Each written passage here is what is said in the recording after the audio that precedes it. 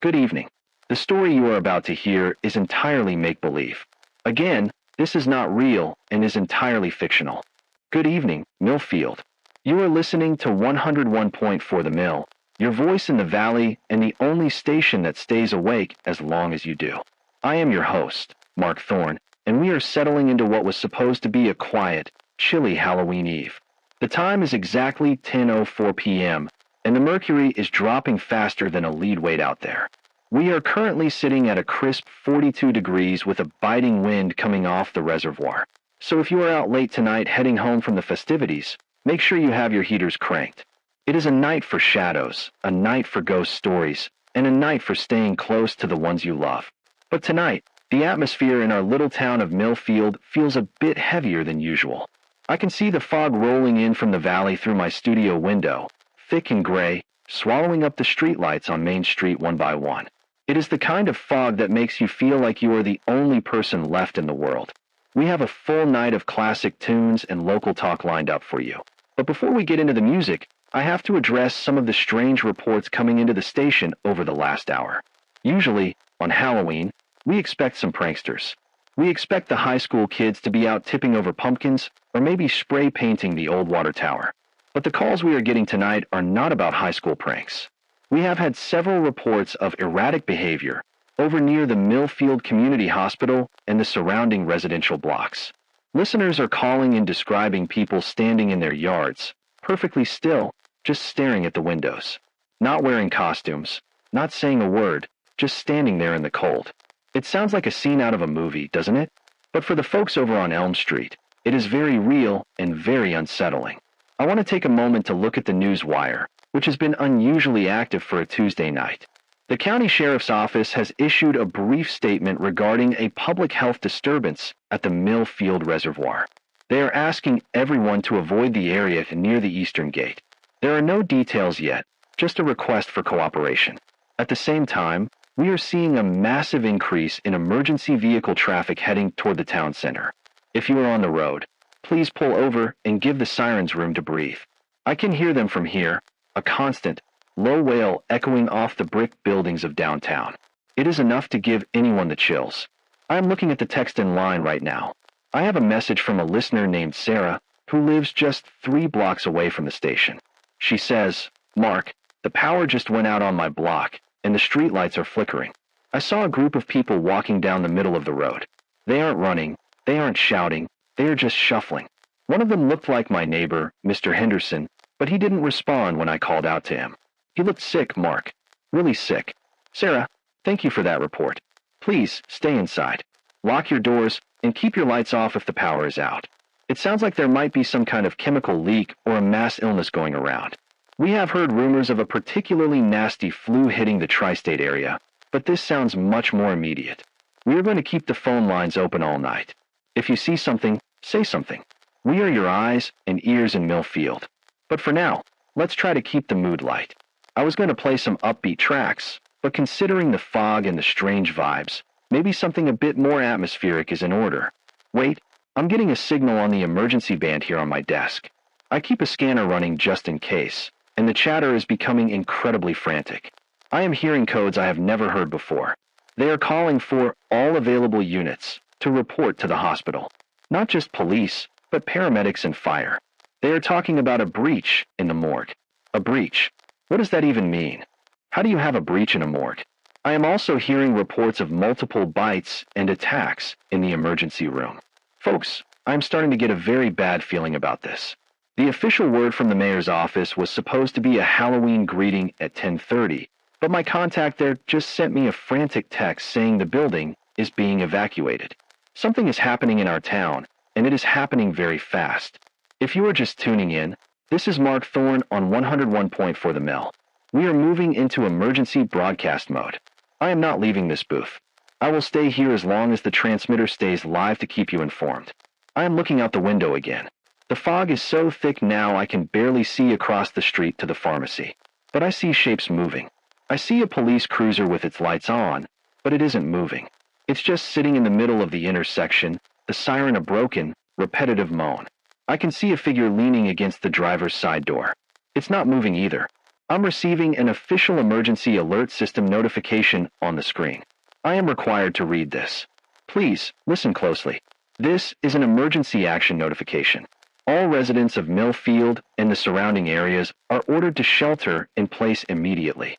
A state of emergency has been declared due to a widespread outbreak of an unidentified, highly contagious pathogen. Symptoms include extreme aggression, loss of motor control, and unresponsiveness to verbal commands. Do not attempt to render aid to individuals exhibiting these symptoms. Do not approach them. Secure all windows and doors. If you are in a vehicle, stay inside and keep the doors locked. If you are on foot, find a secure building immediately. Federal authorities have been notified and aid is being mobilized. Rereading that. Extreme aggression. Unresponsiveness. It sounds like a riot, but the calls we are getting don't describe a riot. Riots are loud. Riots are chaotic. This sounds different. It sounds systematic. I have another message here from a listener named Dave. He says, Mark, I'm at the gas station on the edge of town. There are people here, but they aren't pumping gas. They are just congregating. They are gathered around a car that crashed into the pump. They are tearing at the doors. I don't think the driver is okay. I'm hiding in the back of my truck. I'm scared to start the engine. The noise might draw them. Dave, stay quiet. Don't start that truck until you have a clear path out. If they are drawn to noise, then silence is your best friend tonight. I am hearing a sound now, coming from the hallway outside the studio. It is a slow, rhythmic dragging sound. Our building is usually empty at this hour, just me and the security guard, Frank. I'm going to call down to the desk. Pause. Frank isn't picking up. That's not like him. Frank has been the night guard here for 15 years. He never misses a call. I'm looking at the security monitor on my desk. The lobby is dark. The camera is covered in something dark and wet. I can't see the desk. I can't see Frank. Mill Field, I don't want to cause panic, but we have to face the reality of what is happening. This isn't a flu. It isn't a chemical leak. I've seen the movies, and I know you have too. We always joked about it. We always said what we would do if the dead started walking. But nobody ever thinks it's going to happen in their town. Nobody thinks it's going to happen on a Tuesday night in Mill Field. But I am looking at the police scanner, and they are using the word. I heard an officer scream it before his radio went dead. Zombies. He said they are coming out of the hospital in waves. He said they aren't dying when they get shot. He said you have to aim for the head. The head. That is a horrific thing to have to process. These are our neighbors. These are our friends. These are the people we saw at the grocery store this morning. And now, the authorities are telling us that they are no longer human. They are telling us that the only way to survive is to do the unthinkable. I'm looking at the clock. It is 10:15 p.m. In 11 minutes, our world has turned upside down. I can see more shapes now through the fog. They are closer to the building. They are walking toward the sound of the emergency siren in the street. They move with a strange, hitching gait, like their muscles are working against them. They aren't in a hurry. They have all the time in the world. I want to talk to the parents again.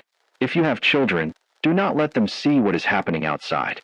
Turn on the TV, play a movie, put on some headphones. Keep them in an interior room, away from the windows. If these things are drawn to light, turn off your lights. Use flashlights only when necessary. If they are drawn to noise, keep the house silent. I have a message from a local doctor, Dr. Aris, who has managed to get a signal out from the hospital basement. He says, the pathogen is biological in nature. It seems to reanimate the nervous system shortly after death. It is transmitted through saliva and blood. One bite is all it takes. The incubation period is incredibly short. Some turn in minutes, some in hours. There is no known cure. If you are bitten, you are already gone. Do not let anyone who has been bitten into your safe house. I repeat, do not let them in. That is the most brutal advice I have ever heard. Imagine having to lock your door on someone you love because they have a scratch on their arm.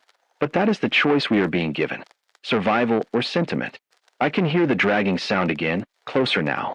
It's right outside the studio door. I've locked the heavy steel door, and I've pushed the equipment rack against it. I'm safe in here for now. The studio is soundproof, but I can hear the scratching.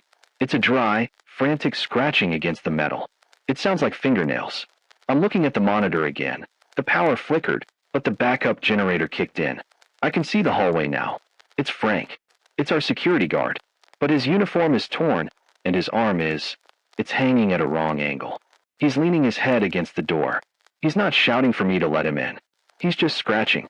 He's just waiting. Frank, if you can hear me in there, if there's any part of you left, I'm so sorry. Millfield, we're going to keep this broadcast going. I have enough fuel in the generator to last for 12 hours. I have a stash of water and some snacks in the break room cabinets. I'm staying here. As long as this microphone is live, you are not alone. We are going to talk through this. We are going to share information. We are going to survive the night. I want to hear from the people in the outskirts. How is it looking in the farmland? Are you seeing them there too? Is the isolation helping? Or are you feeling more vulnerable? Call in. Tell us your story. Let the rest of the town know where it is safe and where it isn't. I have a report coming in from the National Guard. They are establishing a green zone at the Millfield High School football stadium. They have high-intensity floodlights and armed guards. They are telling people to make their way there if they can. But be careful. The roads are a mess. There are abandoned cars blocking the main arteries. If you decide to move, move quietly. Move in groups. But I'm looking at the hospital footage again, and I don't know if a green zone is even possible. Once they get inside a crowd, it's over. A stadium is a big, open bowl. If one of them slips through the gate, it becomes a kill box. Maybe the best place to be is exactly where you are. Hidden. Silent. I'm looking at the fog again. It's starting to lift just a little bit. The wind is picking up. I can see the street clearly now. There are bodies on the sidewalk. Some are moving, some are not. I see a car on fire 3 blocks down. The flames are bright orange against the black night. It's the only light left on the street. I can see a woman running. She's carrying a bag. She's trying to get to her car. She's screaming for help. And they are coming. They are coming out of the shadows, coming from behind the buildings. They move so quietly. You don't hear them until they are right on top of you. She didn't see the one coming from the alley. Pause. I can't look at this anymore. I'm turning the monitor away. Folks, if you are listening to my voice, you are still alive. That is the first victory. Every minute you stay quiet, every door you keep locked, is a victory. We are going to take this 1 hour at a time. We are going to wait for the sun. The dead don't like the light, or so the stories say. Maybe the dawn will bring some clarity. Maybe the dawn will bring the military in force. I'm going to stay on the air. I'm going to keep reading the messages. I'm going to be the voice in the dark for Millfield. If you are scared, keep your radio low. Let my voice be a constant presence in your room. We are in this together. This is Mark Thorne, and this is 101.4 The Mill. The scratching on the door has stopped. I think Frank moved on. Or maybe he's just standing there, listening to me talk. I wonder if they can understand us. I wonder if they remember what it's like to be human. Or if it's just a void. A cold, hungry void. I have a message from a listener named Ben. He says, Mark, the army is here. I see the trucks coming down Highway 12. They are wearing gas masks. They are clearing the houses. They are telling us to stay in our basements. They are using flamethrowers on the ones in the street. Flamethrowers. That means they aren't trying to save them. They are just trying to erase them. It's a scorched earth policy. They are treating our town like a biological hazard, not a community. Stay in your basements, Ben. If the army is using fire, you don't want to be anywhere near the windows. Fire spreads. And in a town like this, with so many old wooden buildings, the whole block could go up in minutes. I'm checking the water report again. The reservoir is still a major concern. If the pathogen is in the water, then even being inside isn't safe. Do not drink the tap water. Use bottled water only. If you don't have bottled water, boil your tap water for at least 10 minutes. But only if you can do it safely without drawing attention. It is now 10:30 p.m. We have been in this nightmare for less than half an hour. It feels like a lifetime. The world we knew is gone. The Halloween decorations on the houses out there look like relics of a lost civilization. The plastic skeletons, the fake spider webs, they aren't scary anymore. They are just sad. I'm going to keep the mic open. I want you to hear the silence of the station. I want you to know that I am here. Long silence. I can hear a helicopter now. It's far off, but it's coming closer. It's a heavy, rhythmic thumping in the air. I hope it's the cavalry. I hope they have a plan. But I'm looking at the sky, and I don't see any searchlights. The helicopter is flying dark. Why would they fly dark? Unless they don't want to be seen. Unless they are just observing. Millfield, stay strong. Keep your spirits up. We have survived floods. We have survived blizzards. And we will survive this. We are a tough town. We are a community. Even if we have to stay apart to stay alive, we are still a community. I'm Mark Thorne. You are listening to 101.4 The Mill. I will be back with more updates in just a few minutes. Don't go into the dark. Stay in the light. Stay alive. The scratching is back. But it isn't Frank. This sound is heavier. Something is hitting the door with its shoulder. The equipment rack is sliding. I have to go reinforce the barricade. I'll be right back. Stay with me.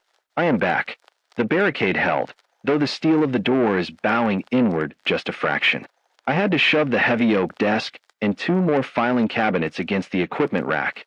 My hands are shaking so much I can barely grip the microphone. I can still hear them out there. It isn't just 1 or 2 anymore. The hallway is crowded. I can hear the sound of several bodies pressing against the door, a collective weight that makes the hinges groan. It is a wet, heavy sound. No voices, no demands to be let in, just that persistent, mindless pressure. It is 10:42 p.m. now. The city of Millfield is slipping into a darkness I never thought I would see. The fog is thick, but the smoke from the fires downtown is starting to turn it a sickly, brownish orange. The smell is reaching me even through the ventilation, a mixture of burnt rubber, old wood, and something metallic, something like the smell of a butcher shop at the end of a long day. If you are still listening, if your radio is still pulling in this signal, stay where you are. I cannot stress this enough. The reports coming in over the last 15 minutes have been catastrophic. We were told about the green zone at the football stadium. We were told it was the safest place in the valley. But I am looking at the police scanner and the few live social media feeds that are still updating, and the news is grim. There was a breach at the North Gate.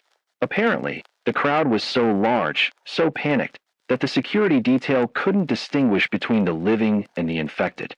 One person, that is all it took. One person got through the gate with a bite on their leg, hidden under a pair of jeans. They turned in the middle of the bleachers. I am reading a message from a young man named Tyler who was at the stadium. He says, "Mark, it's a slaughterhouse. They locked the gates from the outside to contain the spread, but they locked us in with them. There are thousands of us in the stands and nowhere to run. The National Guard is on the field, but they are pointing their guns at the people trying to jump the fence, not the monsters in the crowd. They're shooting us, Mark.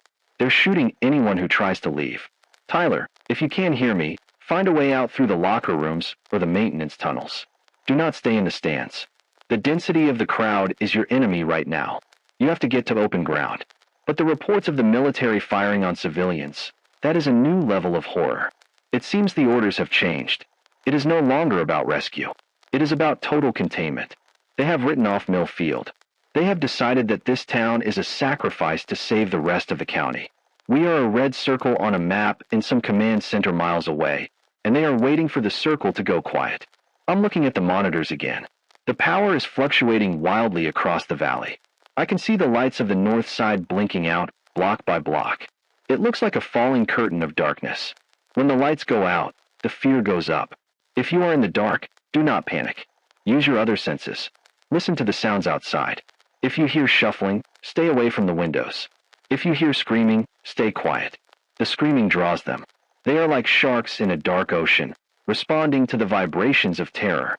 I want to talk about the physical nature of these things. We have more information now from a leaked medical report from the state capitol. They are calling it a neurodegenerative reanimation. The brain doesn't come back in full. The parts of the mind that make us human, reason, memory, love, compassion, those are gone. What remains is the primitive brain stem, the part that controls motor functions and the basic instinct to feed. They don't feel pain because the pain receptors are no longer communicating with the brain. You can shoot them in the chest, you can break their limbs, and they will keep coming. The only way to stop the motor function is to destroy the brain itself. It is a clinical, cold way to describe killing someone, but we have to be clinical now. If you are forced to defend your home, do not aim for the body. You are wasting ammunition. You are wasting time. You have to be precise. I know how hard that is. I know your hands will be shaking. I know you will be looking at a face you recognize.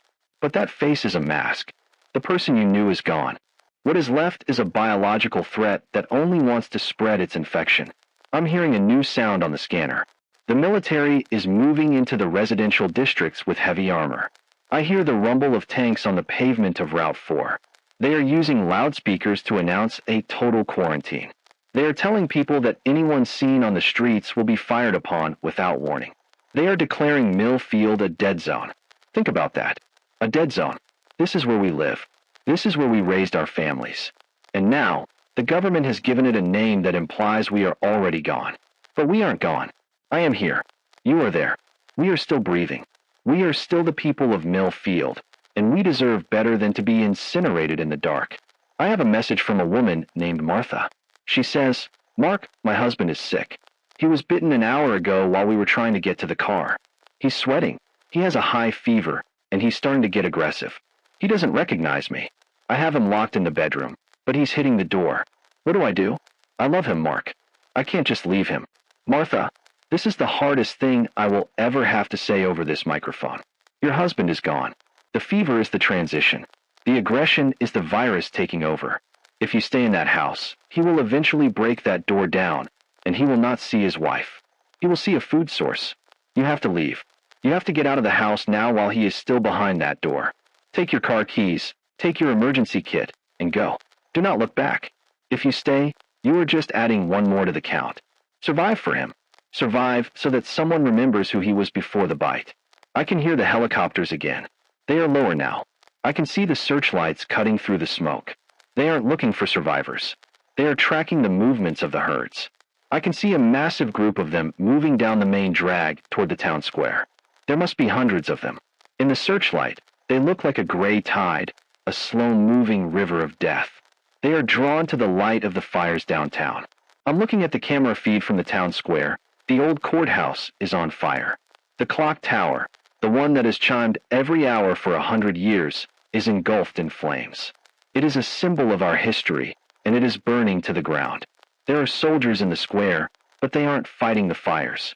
They are behind sandbags, firing into the crowd of infected. The muzzle flashes are constant, like a strobe light in the fog. The military is using incendiary sweeps. I see the glow of flamethrowers in the distance. They are clearing the alleys. The problem with fire is that it doesn't kill them instantly. It takes time for the muscles to char and stop moving. So you have these walking torches, these flaming ghouls, wandering into buildings and spreading the fire. The town is becoming a furnace. If you are in a wooden house, you need to be very careful. If the fires get close, you have to move. But where do you go? The streets are a war zone. The stadium is a slaughterhouse. The hospital is the epicenter. Maybe the woods. The Millfield woods are vast. If you can get to the higher ground, away from the population centers, you might have a chance. They are drawn to noise and light, and there is nothing but silence in the trees. If you have a cabin, or even just a tent, get to the woods. Stay off the main roads. Use the old hiking trails. I'm checking the status of the station's fuel. We have about 10 hours left on the generator. I'm going to stay here until the very end. I have a radio here that can reach the state network. I've been trying to get a signal out, trying to tell them that there are still people alive here, but it's all static. The electronic interference is massive. I don't know if it's the military jamming the signals or the infection itself doing something to the atmosphere. I want to talk to the people who are alone tonight. I know how heavy the silence feels. I know how every creak of the floorboards sounds like a footstep. I know how the darkness seems to press against your eyes. But you are not alone. My voice is with you. We are the ghosts of Mill Field, talking to each other across the void. I'm looking at the security monitor again. Frank is still there, but he's joined by others. There are 4 of them now, standing in the hallway outside the studio. They aren't banging on the door anymore. They are just standing, waiting. It's like they know I'm in here. It's like they can sense the life on the other side of the steel. One of them is a young woman. She's wearing a waitress uniform from the diner down the street. I remember her. She always gave me extra cream for my coffee. Now, her face is a mask of gray skin and black veins. Her eyes are open, but there is nothing behind them. It makes me wonder about the nature of the soul. Where does it go when the body is hijacked? Does it linger? Does it watch in horror as the physical shell commits these atrocities? Or does it just vanish, leaving the lights on but nobody home? I hope it's the latter. I hope they don't feel anything. The wind is picking up outside. The fog is swirling, creating strange shapes in the street. I see a shadow moving on the roof of the building across the street. It's moving fast, faster than the ones on the ground. It's leaping across the gap to the next roof. Is it a survivor? Or is the virus evolving? We have heard reports from other cities, if you can believe the rumors, that some of them are faster, more agile. They call them leapers. If they can get onto the roofs, then nowhere is safe. Check your attic vents. Check your roof hatches. If you are in a multi-story building, don't assume the height will save you. Barricade the stairs. Lock every door. I have a message from a listener named Chris. He says, "Mark, I'm in the basement of the library. I have a shortwave radio. I'm picking up a broadcast from the coast. They are saying the infection isn't just here. It's everywhere. New York, London, Tokyo. They are calling it a global extinction event. They are saying the human race has 24 hours left. Chris, don't listen to the doomsayers. They always say that during a crisis. People love to talk about the end of the world. But the world is a big place. There are billions of us. We are a resilient species. We have survived plagues before. We will find a way. Focus on Millfield. Focus on your basement. Focus on making it to sunrise. That is all that matters right now. 1 hour at a time. The heat in the studio is rising. The fire downtown must be getting closer. I can see the orange glow reflecting off the glass of the high-rise buildings. It looks like a sunset that won't end. The smoke is getting thicker, a heavy, acrid cloud that stings my eyes.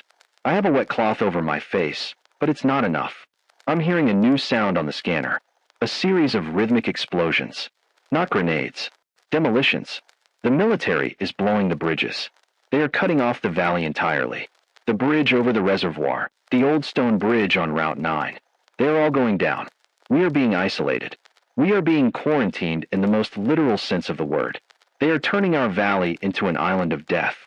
If you were planning on leaving by the main roads, it's too late. The bridges are gone. Your only way out is through the mountains or the river. But the river is cold this time of year, and the current is strong. If you have a boat, keep it ready. It might be your only escape. I want to take a moment to read the names of the people we know are still with us. I want to put some life back into the airwaves. We have Sarah on Elm Street, Dave at the gas station, Martha in the residential district, Ben on Highway 12, Chris in the library, and you, whoever you are, sitting in the dark, listening to my voice. You are still here. You are a part of Millfield. I'm going to try to play some music now. Not because I want to, but because we need a break from the horror. We need to remember what it sounds like to be human. I'm going to play a song that everyone in this town knows. A song from a simpler time. Wait, the record player is dead. The digital library is frozen. The system is crashing. The electromagnetic interference must be reaching its peak. I can't play the music. All I have is my voice. So I will talk. I will talk about the summers we spent at the reservoir. I'll talk about the high school football games under the Friday night lights. I'll talk about the Christmas parade on Main Street, when the whole town would gather to see the lights. I'll talk about the people of Millfield. We are a good people. We are a kind people. We don't deserve this. But the world doesn't care about what we deserve. The world is a cold, indifferent place, and right now, it is a very dangerous place. I can hear something on the roof of the station. A heavy thud, followed by the sound of something scraping across the gravel. They are on the roof. They found the maintenance ladder. I'm looking at the ceiling tiles. They are shifting. Dust is falling on the console. They are coming in from above. I have a fire axe in the corner. I've never used it. I never thought I would have to. But I'm picking it up now. It feels heavy in my hands. It feels real. Millfield, if the signal cuts out, it's because the equipment is damaged or I am occupied. But I won't stop as long as I can breathe. I will keep this microphone live. You will hear what happens. I'm looking at the door again. The banging has started up again, but it's more violent now. The filing cabinets are sliding. They are trying to push their way in. I'm turning up the volume on the external mic. I want you to hear what I'm hearing. A series of heavy thuds, followed by the sound of metal screaming as the door hinges begin to give way. Underneath it, a low, guttural moaning, a sound of pure, unadulterated hunger. That is the sound of our town tonight. That is the sound of the end of the world. But I am still here. I am Mark Thorne. This is 101 Point for the Mill. I'm seeing a light through the smoke. Not fire. A searchlight. It's coming from the street. It's a military Humvee. They are right outside the building. All residents, stay inside. This area is being cleared for incineration. Total sterilization in 5 minutes. Sterilization. They are going to burn the building. They are going to burn the whole block. They don't know I'm in here. Or they don't care. I have to get out. I have to find a way to the roof or the basement. But the hallway is full of them. The roof is full of them. I'm looking at the window. It's a 10-story drop to the alley. I can't jump. Wait. The fire escape. The old iron fire escape outside the break room window. If I can get to the break room. I have to leave the booth. I'm taking the portable mic. I'm switching to the wireless transmitter. The signal might get fuzzy, but I'll still be with you. I'm grabbing the axe. I'm moving the first filing cabinet. Millfield, stay with me. I'm not leaving you. I'm just moving. The sound of heavy furniture being dragged across the floor. The moaning outside gets louder, more frantic. I'm at the door. I can see them through the crack. There are so many of them. I'm going to count to 3. 1, 2, 3. The sound of a door being kicked open, followed by a sudden burst of chaotic noise, screams, thuds, and the rhythmic swing of an axe. Mark's breathing is heavy, panicked. I'm in the hall. I'm moving.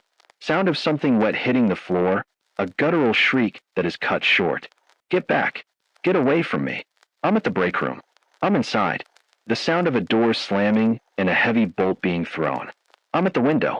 I can see the fire escape. It's rusted. It looks like it won't hold my weight, but I don't have a choice. The military is starting the sweep. I see the liquid fire hitting the building across the street. The heat is incredible. The glass is shattering from the temperature alone. I'm going out. Sound of a window being smashed, followed by the rush of wind and the distant wail of sirens. I'm on the fire escape. I'm heading down. Millfield, if you can hear me, the town is on fire. The military is clearing the streets with flamethrowers. Do not stay in the wooden buildings. Get to the concrete structures. Get to the basements. I'm halfway down. I can see them in the alley. They are looking up. They see me. They are starting to climb. The sound of metal groaning as the fire escape sways under the weight of multiple bodies. I have to go. I have to move faster. This is Mark Thorne. I am still here. I am still alive. Stay in the light. Stay alive. Sound of a heavy impact, followed by static. I am still here. My voice is ragged. My lungs are burning from the soot, and my hands are stained with things I never want to describe, but I am still here. This is Mark Thorne, and if you are catching this signal, it means the secondary emergency transmitter in the station's mobile news van is actually working. I am currently huddled on the floor of the van, parked in the deep shadows of the loading dock alley behind the station. The fire escape, it didn't hold. The rusted iron groaned and snapped under the weight of those things as they tried to reach me. I fell the last 10 feet into a pile of trash and discarded wooden pallets. The impact jarred my teeth, and I think I've sprained my ankle, but the adrenaline is a powerful mask for the pain. I managed to scramble into the van just as the first wave of heat from the military's incendiary sweep hit the building. I am watching the station burn through the reinforced glass of the van's rear window. My studio, the place where I have spent every night for a decade, is being consumed by a wall of liquid fire. The orange light is so bright it's blinding, reflecting off the damp pavement of the alley. I can see the shapes of the infected in the light. They aren't running away from the fire. They are just standing in the middle of the flames until they collapse, their skin bubbling and charring, yet they still reach out, still try to move forward until the very tendons in their legs are burned to ash. It is the most horrific thing I have ever witnessed. The military, they aren't discriminating. They are burning the building, the zombies, and anyone who might have been left inside. It is now 11:12 p.m. I have managed to patch the van's internal radio system into the main 101.4 frequency using the rooftop satellite link. The signal might be shaky, and there might be bursts of static, but I am not going to let the silence win. I am looking at the dashboard monitors. Most of the town's infrastructure is gone. The grid is a mess of red lights and failure warnings. But there are still people out there. I see a few blinking lights on the emergency map, people who have managed to trigger their silent alarms in their homes or businesses. I have a message from a listener named Julia. She's at the Old Mill Field Textile Factory on the south side. She says, "Mark, I'm with a group of about 20 people. We've barricaded the main floor, but the smoke from the town center is getting thick. We can hear the tanks on the perimeter. They've set up a line of heavy machine guns at the intersection of 5th and Oak. They aren't letting anyone through. We tried to wave a white flag from the window, and they opened fire on the building. They don't want us out, Mark. They want us to stay here and burn. Julia, listen to me. If you were at the factory, you have to get to the sub-basement. Those old brick buildings have deep storage areas that were built to handle heat. If the military is using incendiary weapons, the surface floors are a death trap. Don't wave flags. Don't make yourselves targets. The soldiers have been given scorched earth orders. To them, Millfield is a biohazard that needs to be cauterized. They aren't seeing you as citizens anymore. They are seeing you as carriers. You have to stay out of sight, not just from the dead, but from the living. I'm looking at the police scanner again. The frequencies are a nightmare of overlapping voices. I'm hearing the National Guard commanders talking to the pilots overhead. They are using terms like sterilization zones and population pruning. It's cold. It's calculated. It's a military operation designed to stop a plague, and we are the infected tissue they are cutting away. They are talking about dropping specialized suppressants over the residential blocks. I don't know what that means, but it doesn't sound like medicine. Wait, I'm seeing movement at the end of the alley. The searchlight of a military patrol is sweeping the brickwork. I have to stay low. I'm turning off the van's internal lights. I'm sitting in the pitch black, illuminated only by the faint green glow of the radio dials. Pause, heavy breathing. The searchlight passed. They didn't see the van tucked back here, but I can hear them. The rhythmic clank of heavy boots. The clatter of equipment. They are moving house to house. I can hear the muffled thud thud thud of silenced weapons. They are clearing the buildings. They aren't calling out for survivors. They are just clearing. Millfield, if you are in your homes and you hear a knock, do not answer it. Do not go to the door. If it's the dead, they'll break it down. If it's the military, they might just shoot through it. Hide in your bathtubs. Hide in your crawl spaces. Put blankets over your heads to dampen the sound of your breathing. I want to talk about the Millfield Reservoir again. I've been thinking about why the sheriff wanted everyone away from there at the start of this. I'm picking up a transmission from a civilian ham radio operator out in the county, a man named Arthur. He says he was near the reservoir when it started. He saw a military transport truck crashed in the water. It wasn't a normal truck. It was marked with a hazardous biological symbol. It looks like the source was right here in our own backyard. Something was being transported, something secret, something that was never supposed to leave the lab. And it spilled into our water supply. This wasn't a slow-moving virus from across the ocean. This was a concentrated dose of whatever this nightmare is, poured directly into the taps of Millfield. That's why it hit so fast. That's why the hospital was overrun in minutes. We were drinking the end of the world with our morning coffee. If you have drank tap water in the last 24 hours, and you are starting to feel a fever or a strange, metallic taste in your mouth, I don't have words of comfort for you. But Dr. Aris mentioned the incubation period. Some people seem to have a natural resistance. Some are turning in minutes. If you are feeling sick, isolate yourself. For the sake of the people you are with, find a room, lock the door, and tell them you love them through the wood. Don't make them watch you change. Don't make them have to be the ones to stop you. I'm looking at the sky through the small skylight of the van. The helicopter is back, and this time it's dropping flares. The sky is lit up with a brilliant, magnesium white glow. It makes the smoke look like solid pillars. I can see the rooftops of the houses on the next block. They are covered in them. The infected have climbed the trees and the fences to get away from the fire on the ground. They are perched on the chimneys and the gables, watching the soldiers below. They are patient. They are waiting for the fires to die down so they can drop back into the shadows. It is a terrifying sight. A town of gargoyles. I have a message from a listener named Karen. She's in the basement of the Millfield Elementary School. She says, "Mark, there are children here. We were having a Halloween lock-in. We have 30 kids and 4 teachers. We've blocked the doors with heavy gym mats and benches. The kids are scared, Mark. They keep asking when their parents are coming. What do I tell them? How do I tell them that the world outside has turned into this? Karen, you tell them that we are waiting for the morning. You tell them that the noise outside is just a big, loud storm. You tell them that the soldiers are here to help, even if that's a lie. You keep them quiet. Use every book, every toy, every game you have to keep them distracted. Silence is the only thing that will protect those children tonight. If the ones on the roofs hear a child cry, they will find a way in. They will claw through the brick if they have to." I'm looking at the clock. 11:30 p.m. We have crossed the 90-minute mark of the apocalypse. The world outside is unrecognizable. I can hear a low-frequency hum now, coming from the north. It's a drone, a big one. It's flying low over the residential blocks. It's spraying something. A fine mist is settling over the rooftops and the trees. It's the suppressant the military was talking about. Mark coughs, a dry, rattling sound. The air is changing. The mist is getting into the van's intake. It tastes like chemicals, like ammonia and burnt sugar. My throat is tightening. If you are outside, if you are in a building that isn't sealed, cover your face with a damp cloth. This stuff, I don't think it's meant to kill the virus. I think it's meant to kill everything. It's a chemical defoliant, a way to clear the cover so the soldiers can see the targets more clearly. I'm looking at the security monitor for the loading dock. The resin is starting to form on the walls here too. It's that black, obsidian-like growth. It's growing over the bricks, sealing the cracks. It looks like a biological armor. The infected, they aren't just roaming. They are building. They are turning our town into a hive.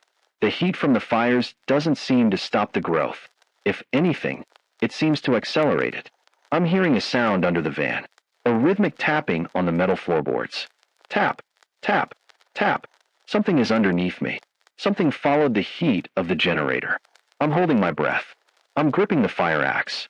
I've realized that I'm no longer just a reporter. I'm a combatant in a war I don't understand. Pause. The tapping stopped. I think it moved toward the engine block. Mill Field, if you are still with me, I want you to know that I am not giving up. We are going to find a way out of this valley. The bridges might be gone, but the river is still there. The old railroad tracks to the north, they aren't used anymore, but they lead out toward the state forest. If you can get to the tracks, follow them. They are elevated in some places, away from the ground level herds. I have a message from a man named Gregory. He's a vet. He says, "Mark, the animals are turning too. I'm in my clinic. My patients, the dogs and cats, they've changed. They have the same eyes as the people in the street. They are tearing at the cages. If the pets turn, there is nowhere to hide. They can get into the small spaces. They can climb better than we can. Gregory, if the animals have turned, then the ecosystem is compromised. This is a total biological shift. We are no longer at the top of the food chain. We are the prey. If you are in that clinic, you have to get to a reinforced room. Don't try to save them. It's the same rule for pets as it is for people. The thing you loved is gone. I'm looking at the horizon. I can see the first hints of a new fire starting on the western ridge. The military is burning the woods. They are cutting off the escape routes. They want us in the center, in the sterilization zone. They are herding us like cattle toward the slaughterhouse. But we aren't cattle. If you are listening, and you have a weapon, and you have the strength, don't let them herd you. Find a way to the periphery. Move through the shadows. Use the chaos to your advantage. The military is busy with the herds. They can't be everywhere at once. I'm hearing a loud explosion from the direction of the reservoir. A massive plume of water and fire erupted into the sky. They've blown the dam. Sound of rushing water in the distance, a low, ominous roar. The valley is going to flood. They aren't just burning us, they are drowning us. They are using every method available to erase Mill Field from the map. The lower districts, the ones near the river, are going to be under 10 feet of water in less than an hour. If you are in the lowlands, you have to get to the higher floors now. Get to the roofs. But the roofs are where the leapers are. It is a choice between the water and the monsters. I'm looking at the alley. The water is already starting to seep under the dock gates. A thin, dark stream of reservoir water, carrying the pathogen directly to me. I have to move the van. I have to get to the high ground. Mill Field, I am putting the van in gear. I'm going to try to drive toward the North Ridge. I'll keep the broadcast going as long as the satellite link holds. You might hear the sound of the engine, the sound of the tires over the debris. I'm not going to be quiet anymore. If I'm going to die, I'm going to die making some noise. Sound of a heavy engine roaring to life, the grinding of gears. I'm moving. I'm out of the alley. The street is a nightmare. There are hundreds of them. They are turning toward the sound of the van. Sound of a heavy impact, the crunch of metal and bone.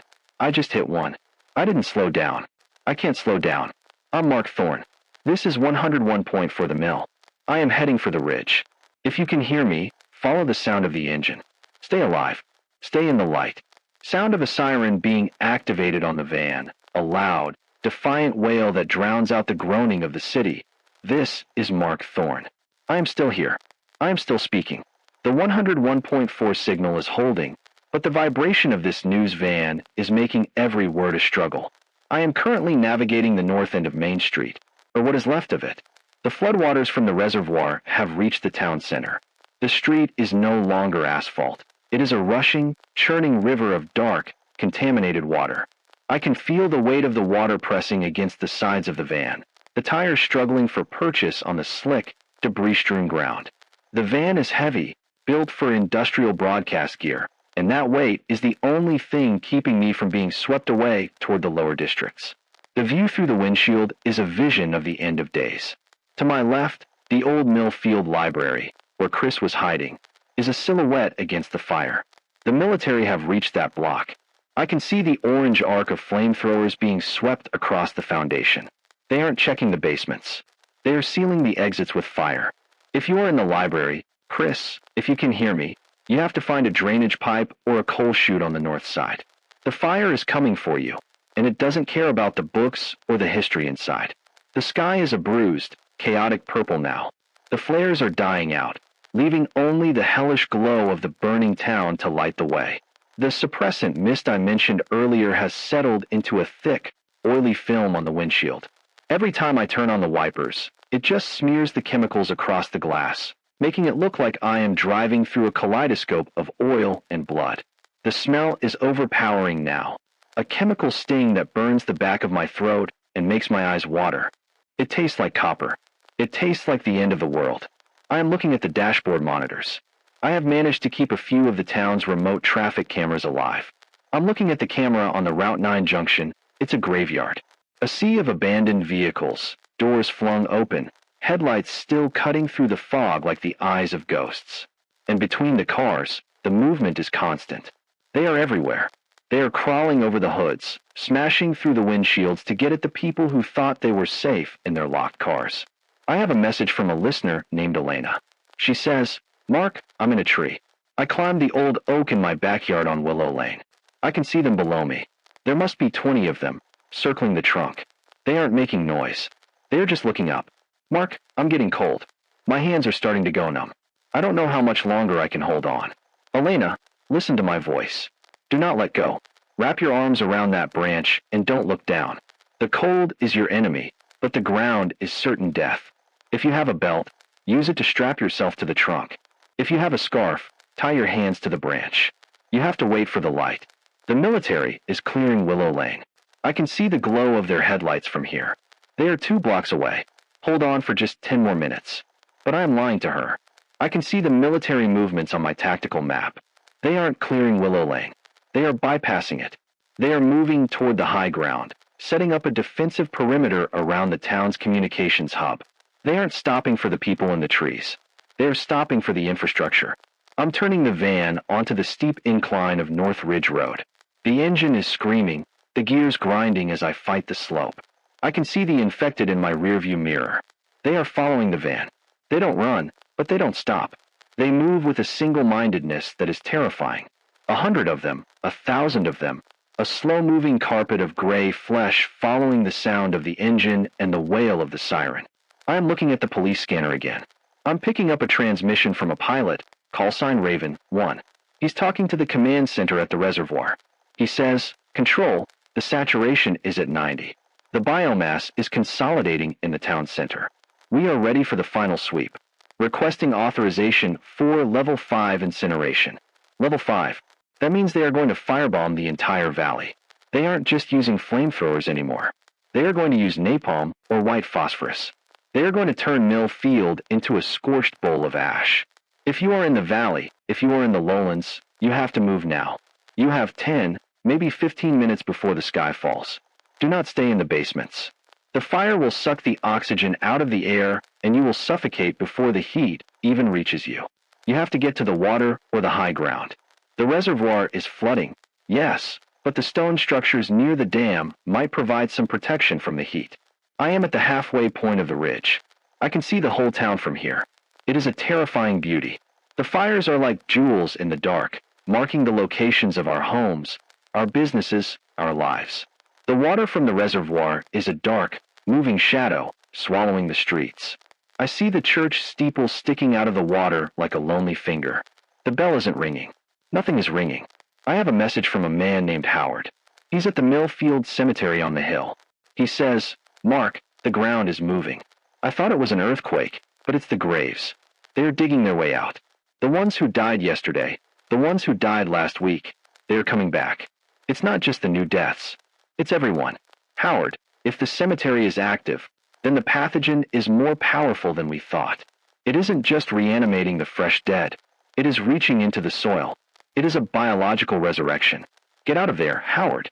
Get to the stone mausoleum and lock the door. Those old stone walls are your only hope. I'm hearing a sound now, coming from the roof of the van.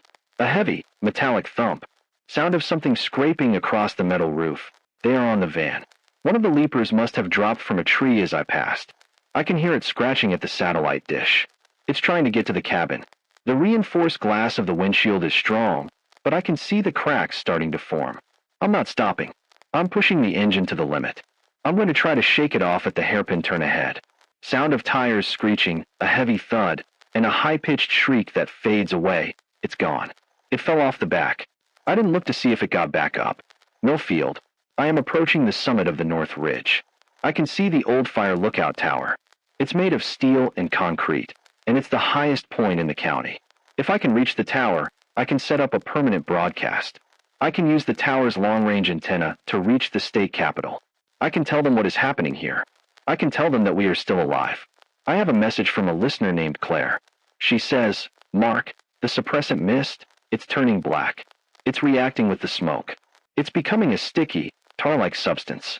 It's sticking to the buildings, to the cars, to the people. It's like we are being wrapped in a shroud. Claire, that tar, that is the biological resin. It's the hive material. The suppressant wasn't meant to kill the virus. It was meant to provide a foundation for the growth. The military isn't trying to stop the infection. They're trying to study it. They are using our town as a laboratory. They are letting the hive grow so they can see how it behaves, how it consumes, how it survives. This is the ultimate betrayal. We aren't being rescued. We are being observed. I am at the gates of a lookout tower. They are chained, but I have the van. I am going to ram the gates. Sound of a heavy crash, the sound of metal twisting. I am through. I am at the base of the tower. I am grabbing the portable gear. I'm leaving the van. The floodwaters are still rising in the valley, and the fire is moving up the slope. I have to get to the top. Millfield, if you are listening, look to the north. Look for the light of the lookout tower. I am going to turn on the emergency beacon. Let it be a guide for you. I'm Mark Thorne. I am still with you. I am still the voice of Millfield. I'm starting the climb. The stairs are narrow, and the wind is howling through the steel girders. It sounds like the town itself is screaming. I see the first flare of the firebombing. It's starting. Sound of a distant, massive explosion that makes the microphone vibrate. The valley is disappearing in a wall of white light. I have to get to the top. Stay in the light. Stay alive. I am at the top. I am standing on the iron catwalk of the Millfield Fire Lookout Tower, and I am looking down into the mouth of hell. My name is Mark Thorne, and if you are hearing my voice, it means the high-gain antenna here at the summit has successfully locked onto the emergency frequency. I am gasping for air. The wind-up here is a freezing gale that smells of scorched earth and that terrible, sweet chemical rot. But I am still here.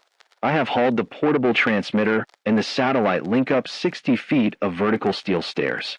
My lungs feel like they are filled with broken glass, and every breath is a fight. But I am not going to stop. Not tonight. Not ever. It is 11:45 p.m.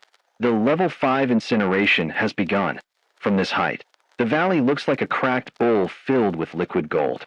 The military has dropped the phosphorus canisters. They didn't just target the town square. They targeted everything. I can see the ripples of white-hot fire spreading outward from the center, leaping from rooftop to rooftop, igniting the trees, the cars, the very air.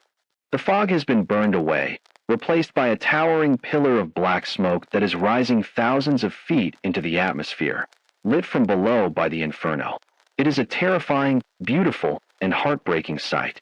Everything I have ever known, every street I've walked, every face I've ever seen in this town is being reduced to white ash in a matter of minutes. The suppressant mist that the drone sprayed earlier is reacting to the heat. It isn't just burning, it is detonating. I can see secondary explosions popping all over the residential blocks, bright, blue-green flashes that look like static electricity on a massive scale. And the black resin, that obsidian-like hive growth I told you about, it isn't melting. It's glowing. It's absorbing the heat. I am looking through the binoculars I found in the tower's observation room, and I see the hive structures in the town center standing tall amidst the flames. The fire is washing over them like water over stone. They are protecting whatever is inside. They are protecting the core. I am scanning the radio bands. The silence on the civilian frequencies is absolute now. Sarah, Tyler, Dave, if you are out there, I can't hear you anymore. The electronic interference from the firestorm is massive. It's a wall of white noise that feels like a physical weight. But I am not going to stop calling your names. Elena, if you were still in that tree on Willow Lane. I am looking that way now. The whole block is a sea of fire. I'm so sorry. I am so sorry. Karen, at the elementary school. The school is made of heavy brick and concrete. It might stand a chance against the heat, but the oxygen, the firestorm, is a vacuum. It is sucking the air out of the valley to feed the flames. If you are in that basement, I hope to God you sealed those gym mats tight. I hope there is enough air in those rooms to last until the fire dies down. I am listening to the military channel again. The chatter has changed. The pilots are heading back to the carrier or the inland bases. They are saying mission accomplished. They think they've sterilized the zone. They are talking about Phase 2, monitoring the area for reemergence. They know it's not over. They know the fire didn't kill the source. They just wanted to clear this surface biomass. They just wanted to kill us so we wouldn't be in the way when they come back to study the hive. Mill Field, we have been betrayed on a scale that is impossible to comprehend. Our town wasn't a victim of an accident. We were a target for an experiment. And now that the experiment has reached its incineration phase, the people who did this are going home to sleep in their warm beds while we burn. I am looking at the cemetery on the hill through the binoculars. Howard was right. The ground is a churn of movement. Even with the heat, even with the smoke, I can see shapes climbing out of the scorched earth. They are black and skeletal, their clothes burned away, but they are moving. They are heading toward the light of the fire. They are drawn to the energy. I'm hearing a sound behind me. Sound of a heavy, rhythmic breathing, wet and labored. I'm not alone on the tower. I'm turning slowly. I have the fire axe. There is a figure on the stairs. It's wearing a National Guard uniform. The helmet is gone, and half of its face has been scorched by the firebombing. It's missing its left arm, but it's still climbing. It's dragging itself up the iron rungs, its remaining hand gripping the steel with a strength that makes the metal groan. Its eyes are gone, just two empty, blackened pits, but it's turning its head toward the sound of my voice. It can hear the transmitter. It can hear the vibration of the broadcast. Get back. I'm warning you. It doesn't care. It doesn't have fear. It only has the hunger and the drive to silence the noise. Sound of a heavy impact, a metallic clang. I hit the railing with the axe to distract it. It paused, its head tilting like a confused animal. I'm moving back toward the edge of the catwalk. The wind is howling around me, trying to push me over the railing into the inferno below. I am 60 feet up, and there is nowhere left to run. This tower is my fortress, but it's also my cage. I have to finish the broadcast. I have to get the message to the state network. I am reaching for the manual override on the tower's long-range dish. It's a heavy iron wheel, rusted by years of neglect. I'm pulling it with everything I have. Sound of gears grinding, a slow, screeching rotation. The dish is turning. It's aiming north, toward the capital. I am punching in the emergency code. This is Mark Thorne. 101 point for the mill. Do you receive? We have a level 5 event in progress. Total civilian abandonment. The military has initiated scorched earth. The hive is surviving. I repeat, the hive is surviving the fire. We need international intervention. We need the truth to be told. Static. Just static. Wait. A voice. Faint. Buried under the roar of the firestorm. This is State. Command. Who is calling? Mill Field is a dead zone. All signals are to be ignored. Disconnect. Immediately. I will not disconnect. I am a citizen. There are hundreds of us still alive. You can't just let them burn us. Mill Field no longer exists. God, forgive us. Line cuts to a flat, dead tone. They hung up on me. The state command. They aren't on it. Or they are just as scared as we are. I am looking down at the valley again. The fire is starting to die down in the center, leaving behind a glowing, blackened skeleton of a town. But the resin structures, they are opening. They are blooming like dark, obsidian flowers. I see things emerging from them. They aren't the shambling dead we saw at the hospital. These are something else. They are taller, faster, with sleek, segmented bodies that look like they were carved from the resin itself. They are the next stage. The virus used the humans as a base, used our biology to build something new. And the fire was the catalyst they needed to finish the transformation. We didn't burn them, we cooked them. We helped them hatch. I see them moving up the ridge. They are incredibly fast. They are leaping over the burning trees, moving with a fluid, predatory grace. They are heading for the high ground. They are heading for the tower. They can sense the signal. They can sense the energy of the transmitter. I'm looking at the one on the stairs. It's reached the top landing. It's pulling itself over the threshold. I have the axe. I have the radio. I have the truth. Mill Field, if you can see the light from the tower, know that I am still fighting.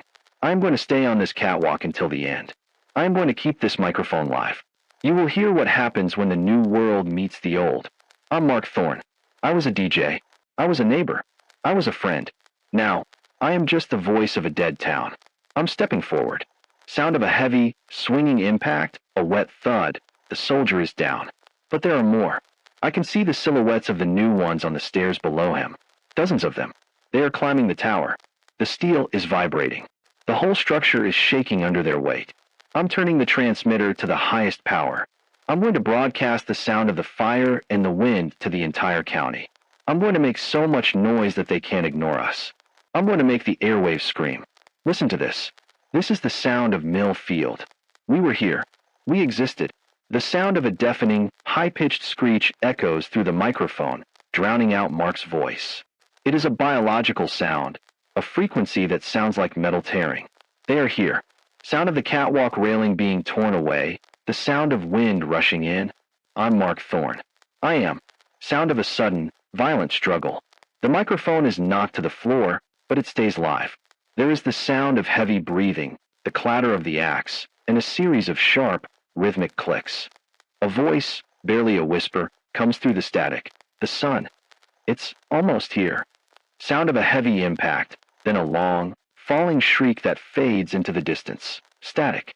Just the sound of the wind howling through the tower and the distant roar of the fire. The sound of heavy static slowly gives way to the rhythmic, wet slapping of water against metal. There is a long, agonizing groan, followed by the sound of someone choking on liquid. The voice is a shattered rasp, barely recognizable as the man from the tower. Is it still on? The light. The tiny, flickering green light on the side of the portable deck. It's the only thing I can see. Everything else is a blur of gray and orange. This is Mark Thorne. I don't know how I am alive. I don't know why I am allowed to still breathe this poisoned air. I fell. I remember the sensation of the wind catching me, the iron railing of the lookout tower snapping away like a twig, and then the long, dark drop into the void. I should be a broken mess at the base of the ridge. I should be ash. But the water, the flood from the reservoir, it saved me, or it cursed me. The valley is a lake now, a dark, steaming lake of contaminated water. I must have hit a deep pocket of the surge, cushioned by the debris and the thick, oily layer of the suppressant chemicals floating on the surface. I am currently lying on the roof of a submerged house. I think it's the old Miller place on the north slope. The water is halfway up the shingles, and I am clinging to the chimney like a drowning rat. My leg is broken. I can feel the bone grating against itself every time I move, and my left arm is useless, hanging like dead weight at my side. But the portable transmitter, it was strapped to my chest. It took the hit. It's cracked. The casing is held together by duct tape and prayers, but the internal battery is still humming. The satellite link is struggling, searching for a sky that is no longer there, but for now, I am still the voice of Mill Field. It is approximately 4 a.m. The witching hour has passed, and we are entering the gray, cold space before a dawn that might never come. The firestorm has settled. The white-hot fury of the phosphorus has died down into a low, pulsating red glow that covers the entire valley floor. The water of the reservoir has put out the fires in the lowlands, but it has created something worse.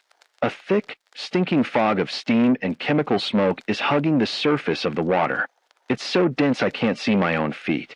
I can only see the tops of the tallest buildings and the peaks of the ridges sticking out of the mist like the bones of a sunken world. And the silence. The silence is absolute. No sirens. No helicopters. No screaming. The military has gone. They did their work, they burned what they could, and they retreated to their bunkers to watch the sensors. They think the job is done. But I am looking through the gaps in the fog, and I see them. The new ones. They are moving across the surface of the water. They don't swim like humans. They skitter across the debris, leaping from rooftop to floating car with a grace that is purely insectoid. The fire didn't kill them. It hardened them. Their carapaces are no longer gray and fleshy. They are a polished, iridescent black, like the obsidian resin that is now covering every inch of the valley's remains. They are silent. They don't moan. They don't growl.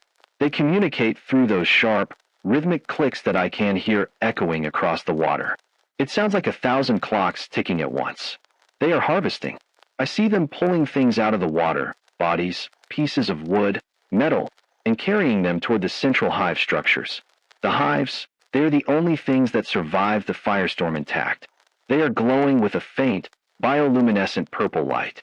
They look like massive, translucent lungs, pulsing in the dark. I can see the veins of the black resin pumping that yellow fluid I saw earlier. They are drinking the reservoir water. They are filtering the pathogen and the chemicals, using the very things meant to destroy them as fuel for their growth. We didn't sterilize the zone. We fed it. I am looking at the dashboard of my mind, trying to remember the names. Sarah, Tyler, Dave, Elena, Karen, Howard, Chris. I keep repeating them like a prayer. I don't know if any of them survived the fire and the flood. I don't know if I am the only human heart left beating in this circle of ash.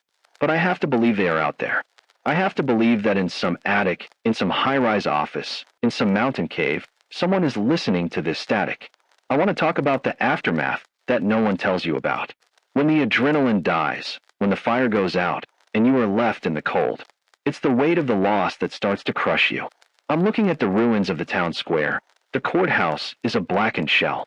The park where we held the Halloween festivals is a swamp of black glass and dead trees.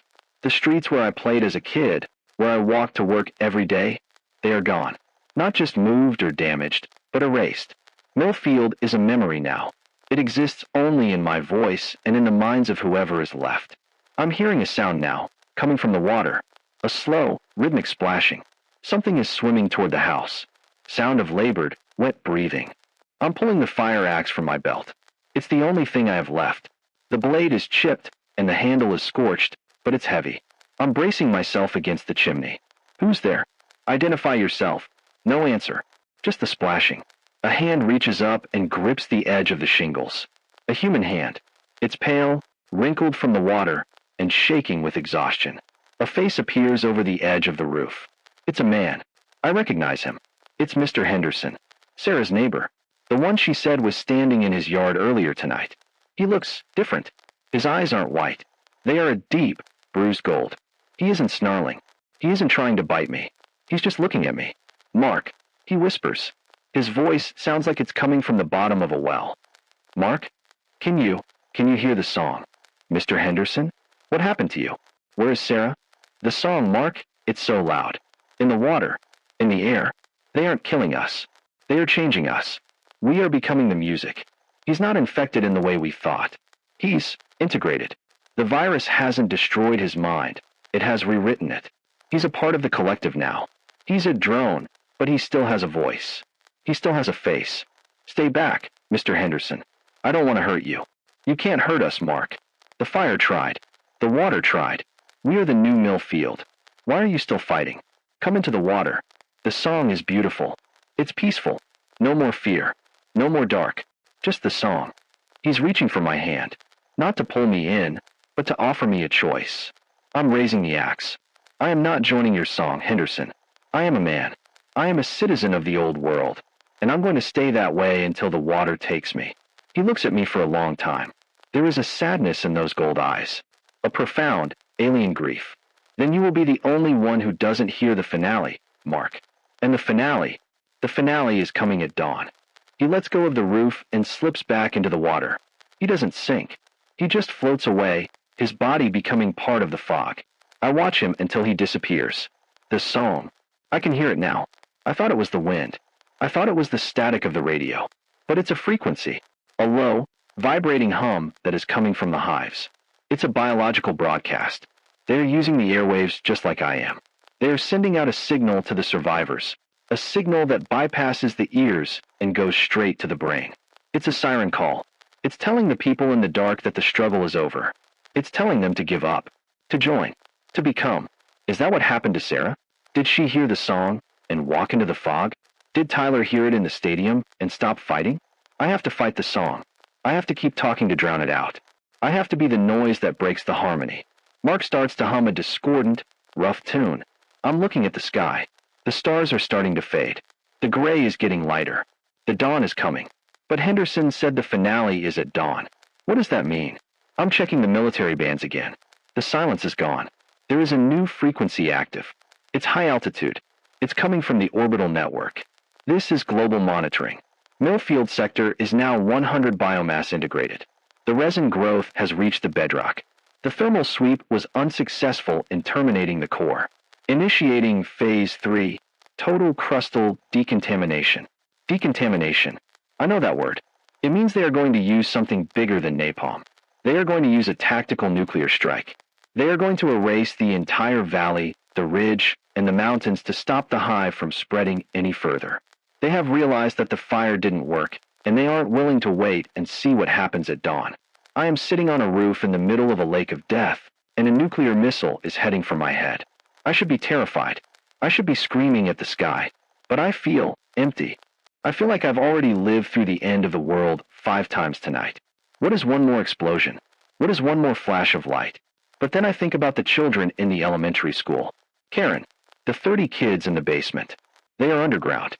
They might survive the initial blast if the school is sturdy enough. But the radiation, the fallout. I have to warn them. I have to tell them to stay deep. I have to tell them to find the lead line storage rooms or the old civil defense shelter in the basement. Karen, if you can hear me, get the kids to the far north corner of the basement. The strike is coming from the south. Cover them with the gym mats. Use the heavy cabinets to create a shield. Do not look at the light. Even through the vents, do not look at the light. I am shouting into the microphone, my voice breaking, my chest heaving. I don't know if she can hear me. I don't know if the school's radio is still working. But I have to try. The fog is starting to glow, not with the red of the fire, but with a pale, cold white. The sun is hitting the upper atmosphere. The dawn is here. And Henderson was right. The song is changing. It's getting louder. It's no longer a hum. It's a roar. A biological choir of millions of voices, all singing the same terrifying note. I see the hives in the valley floor opening up. They are releasing something into the air. Not spores. Not mist. Wings. Thousands of winged shapes are rising out of the hives. They look like giant moths, their wings made of that black, iridescent resin. They are catching the first rays of the sun and reflecting them back into the valley. They are beautiful. They are a new species, born from our ashes, taking flight for the first time. They aren't heading for the mountains. They are heading up. They are heading for the satellites. They are heading for the plains. They are heading for the world outside. This song is a launch signal. Millfield was the nursery, and the nursery is full. Now, the migration begins. The firestorm was the heat they needed to hatch, and the flood was the moisture they needed to grow. Every move the military made only accelerated the process. We were the midwives of our own extinction. I'm looking at the horizon. I see a streak of light. It's not a shooting star. It's a re-entry vehicle. The missile is here. I have 30 seconds. I am Mark Thorne. This is 101 point for the mill. I want to say one last thing to the people of Millfield. We were a good town. We were a kind town. We had a history, and we had a future. And even though the future is being rewritten by things we don't understand, the history is still ours. No one can take the summers at the reservoir away from us. No one can take the Christmas parades away from us. Those things happened. They were real. We were real. I'm looking at the sun. It's so bright. I'm going to leave the microphone on. I want the world to hear the sound of the end. I'm not going to hide in the chimney. I'm going to stand up. I'm going to stand on this roof and face the light. I want to be a man for the last 30 seconds of my life. Sound of Mark struggling to stand, the rattling of shingles, the heavy, labored breathing.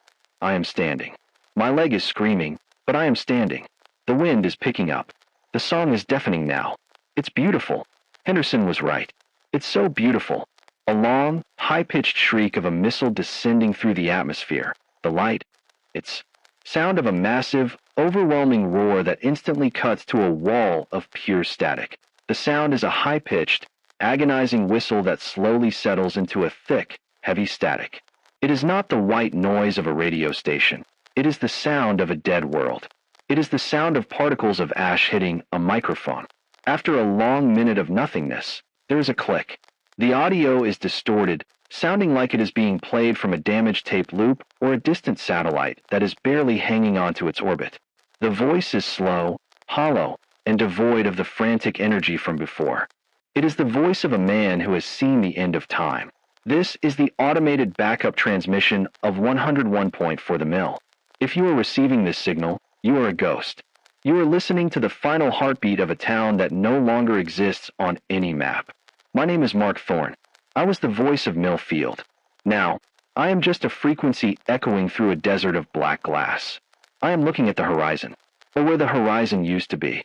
The sun has risen, but it is a sickly, pale thing, hidden behind a shroud of gray dust that covers the entire world.